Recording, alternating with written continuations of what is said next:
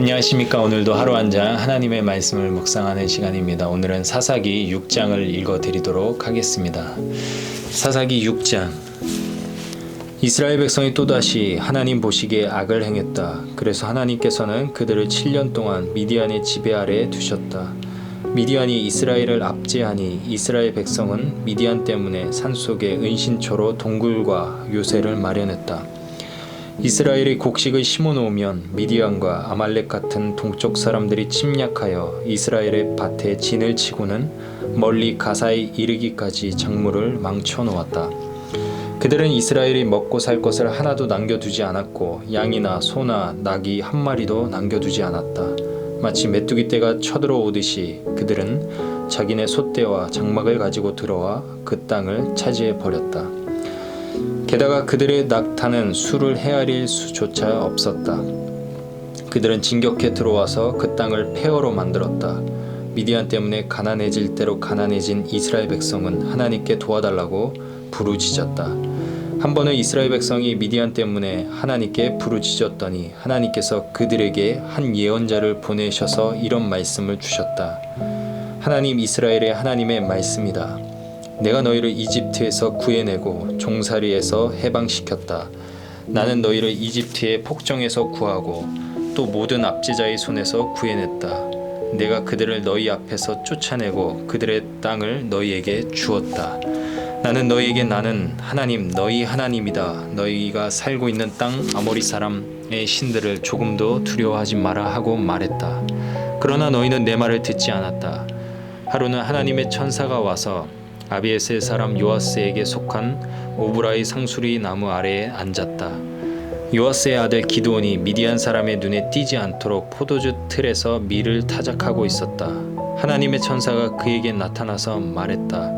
강한 용사여, 하나님께서 너와 함께 계신다. 기드온이 대답했다. 저와 함께 계신다고요? 하나님께서 우리와 함께 계신다면 어째서 우리에게 이 모든 일이 일어났습니까? 우리 부모와 조상들이 하나님께서 우리를 이집트에서 구해내지 않으셨느냐며 우리에게 말하던 그 모든 기적은 다 어디로 갔습니까?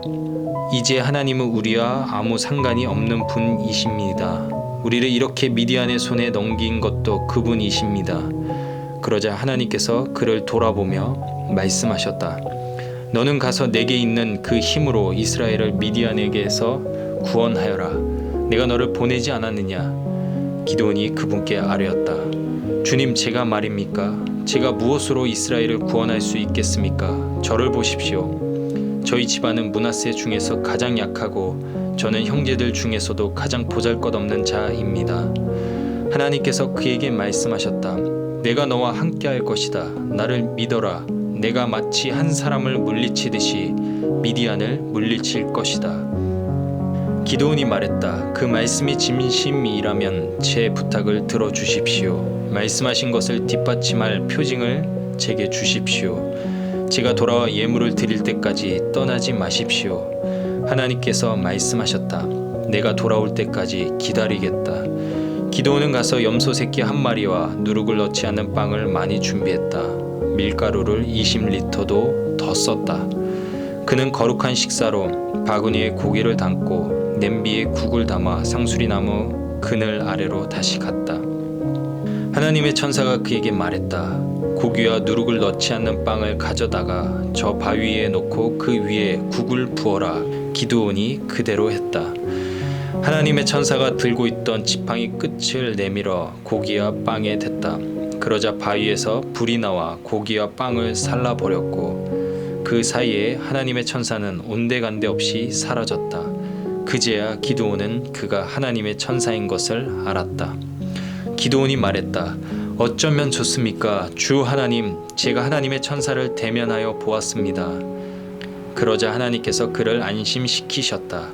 안심하여라. 두려워하지 마라. 너는 죽지 않을 것이다. 기드온은 그곳에 하나님께 제단을 쌓고 그 제단을 하나님의 평화라고 불렀다. 아비에셀의 오브라에 있는 그 제단은 오늘까지 그렇게 불린다. 그날 밤에 이런 일이 있었다. 하나님께서 기드온에게 말씀하셨다. 내 아버지의 집에서 7년 된 가장 좋은 수소, 최상품 수소를 끌고 오너라. 내 아버지 집에 바알 제단을 허물고 그 옆에 있는 다산을 비는 아세라 목상을 찍어 버려라. 그리고 이 언덕 꼭대기에 하나님 너희 하나님께 제단을 쌓아라. 최상품 숫소를 끌고 와서 번제로 드리되 내가 찍어낸 아세라 목상을 장작으로 써라. 기드온은 자기 종들 가운데서 10명을 골라 하나님께서 명령하신 대로 행했다. 그러나 가족과 이웃이 두려워 그 일을 드러내지 않고 밤중에 했다. 이른 아침 마을 사람들은 바알의 제단이 헐려 있고 그 옆에 아세라 목상이 찍혀 있으며 새로 쌓은 제단 위에 최상품 숫소가 불타고 있는 것을 보고 깜짝 놀랐다. 누구 짓이지? 그들은 여기저기 물어보았다. 묻고 또 물어 마침내 답을 찾았다. 요아스의 아들 기드온의 짓이다. 성읍 사람들은 요아스를 다그쳤다. 당신의 아들을 내놓으시오. 그는 죽어 마땅하오. 그가 바알의 제단을 허물고 아세라 목상을 찍어버렸소. 그러나 요아스는 자신을 떠미는 무리와 당당히 맞섰다. 당신들이 바알을 위해 바알의 싸움을 하려는 거요? 당신들이 바알을 구원하겠다는 거요? 누구든지 바알 편에 서는 사람은 내일 아침까지 죽고 말 것이요. 바알이 정말 신이라면 그가 스스로 싸우고 자기 제단도 스스로 지키게 두시오. 그날 사람들은 기드온에게 여룻바알이라는 별명을 붙여주었다. 그가 바알의 제단을 허문 뒤에 바알의 싸움은 바알 스스로 하게 두라고 말했기 때문이다. 미디안 사람과 아말렉 사람, 동쪽 사람들 이 모두 모여 강을 건너와서 이스르엘 골짜기에 진을 쳤다. 하나님의 영이 기드온 위에 임하셨다. 그가 순양 뿔라파를 불자 아비에세 사람들이 나와서 즉시 그를 따랐다.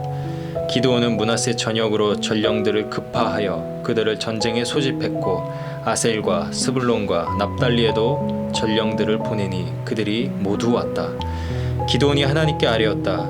참으로 주께서 말씀하신 대로 저를 사용하여 이스라엘을 구원하실 것이라면 보십시오. 제가 양털 한 뭉치를 타작마당에 놓아 두겠습니다. 이슬이 양털에만 내리고 마당은 말라 있으면 주께서 말씀하신 대로 저를 사용하여 이스라엘을 구원하실 줄로 알겠습니다. 정말 기드온의 말대로 되었다. 이튿날 아침 일찍 기드온이 일어나서 양털을 짜 보니 대접에 물이 가득할 정도로 축축하게 젖어 있었다. 기드온이 다시 하나님께 아뢰었다. 제게 노하지 마십시오. 하나만 더 아뢰겠습니다. 양털로 한 번만 더 시험해보고 싶습니다. 이번에는 양털만 말라있고 땅은 이슬로 흠뻑 젖게 해주십시오. 그 밤에 하나님께서 그대로 해주셨다. 양털만 말라있고 땅은 이슬로 젖어 있었다. 아멘. 이 시간 하나님의 말씀을 묵상하며 잠잠히 기도하는 시간 갖도록 하겠습니다. 기도하시겠습니다.